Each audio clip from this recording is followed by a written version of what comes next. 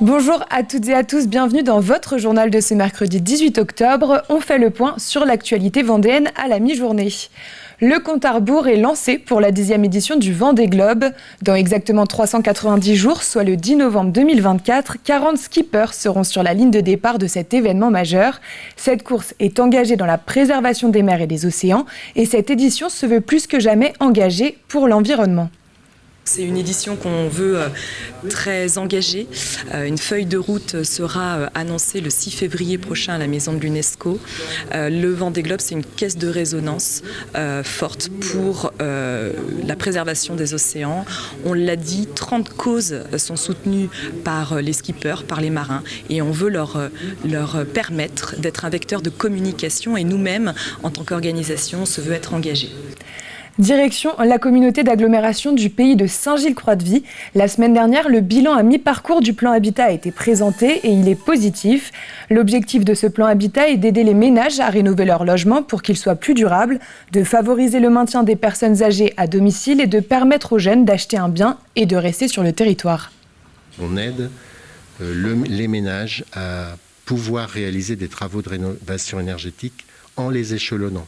C'est-à-dire qu'ils vont bien atteindre le gain de performance énergétique qui est actuellement exigé à hauteur de 35%, mais ils vont pouvoir le faire sur 2 ou 3 années, au lieu de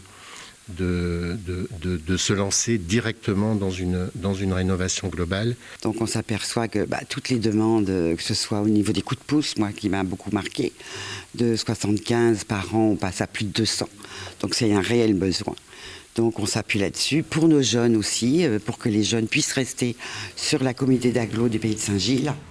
22 960 €, c'est la somme récoltée par l'association Bouchons de l'avenir. Cette dernière a remis samedi dernier ce chèque aux 27 familles bénéficiaires à Fontenay-le-Comte. En récoltant et en triant des bouchons en plastique sur tout le département, l'association redistribue les fonds obtenus aux personnes en situation de handicap mental ou moteur pour les soins qui ne sont pas remboursés. Le reportage de Colline Davy.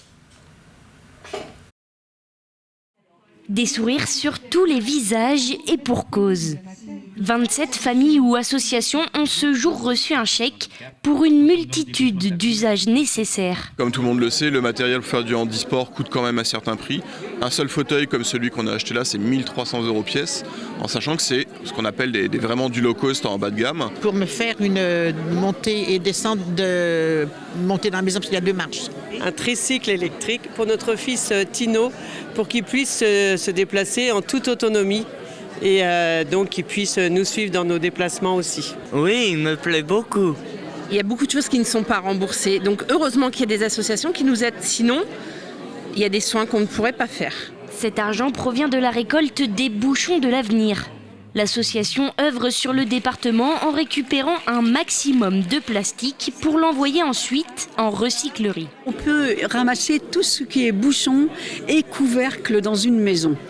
Tous les bouchons, ceux que vous voyez ici sur la table, évidemment ceux-là sont des indésirables. Plus il y a de poids, plus on pourra honorer les demandes, parce que malheureusement, on en a tous les ans, on en a un peu plus. Les bouchons et couvercles sont revendus 300 € la tonne.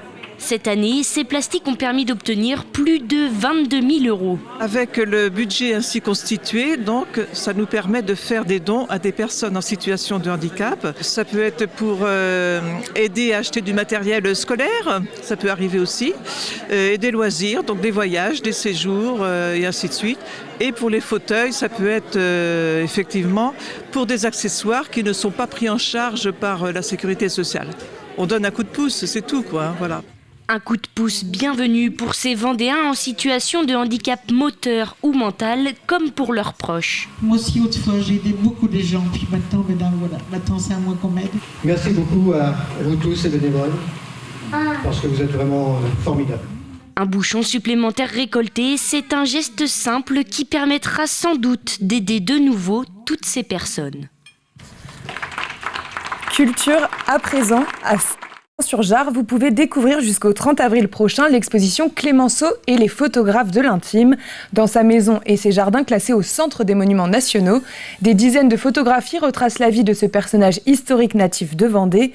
L'occasion de découvrir ou redécouvrir celui qui était homme d'État, homme de lettres et amoureux des arts. Le reportage de Grégoire de Châtillon.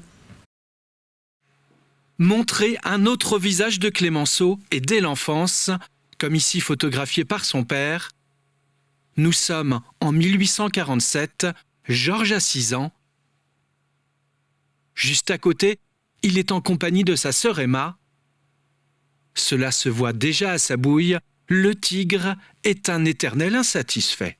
Il n'aime pas son image, Clémenceau, il n'aime pas qu'on prenne en photo, quand Rodin faisait ses bustes, il n'aimait pas ça en fait.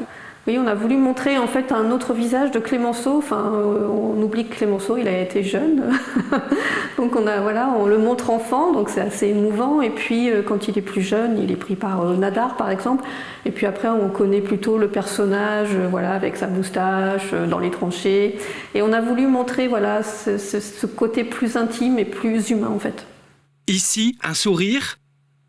Clémenceau est en famille et se laisse volontiers prendre un coup de Kodak, comme il aime le dire. Il se laisse prendre par son fils Michel, par son petit-fils Georges Gatineau-Clémenceau. Donc c'est des moments d'intimité auxquels on n'a pas accès, et finalement je trouve que c'est peut-être ce qui est très touchant dans cette exposition en fait. Clémenceau et son ami le peintre Claude Monet, avec qui il partageait sa passion pour le jardinage. Il est ici dans son jardin de Saint-Vincent-sur-Jard, face à l'océan. C'est autour de ses fleurs, dans sa bicoque, que Clémenceau trouva refuge les 9 dernières années de sa vie. Une maison restée dans son jus, où l'on retrouve ici sa chambre, son bureau, et juste à côté, dans une autre pièce, l'exposition intitulée « Clémenceau et les photographes de l'intime », une exposition à découvrir jusqu'au 30 avril prochain. Un point sur la météo de cet après-midi. Le temps sera toujours pluvieux et le vent soufflera à presque 70 km/h sur la côte. La compagnie vendéenne annule d'ailleurs ses traversées entre le continent et l'île-Dieu.